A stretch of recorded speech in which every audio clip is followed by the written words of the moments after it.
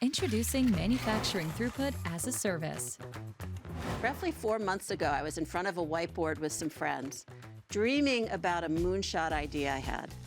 I use the term moonshot because back in 1961, the mood of the country in the US was really quite low. It was the middle of the Cold War, the Russians had beaten us into space. Kennedy came in and at Rice University gave a speech where he said, "We choose to go to the moon not because it's easy, but because it's hard." And ironically, we didn't get to the moon during Kennedy's lifetime, but I'm sure you can all think of a million products that were generated as aftermarket solutions coming out of that NASA think tank. I know you're thinking Tang right now, but what about Velcro, artificial limbs, scratch-proof lenses, even insulin pumps?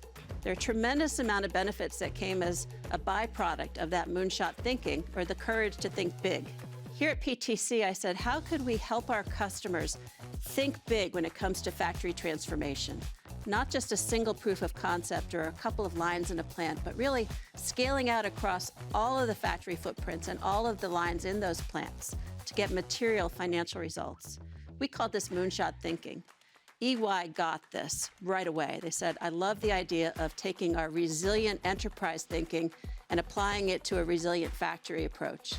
Dell came in and said, we can provide not just the secure infrastructure that these clients will need, but we can provide the logistics and the financial expertise that they'll need to wrap all of this in a financing mechanism that releases value to fund the program itself.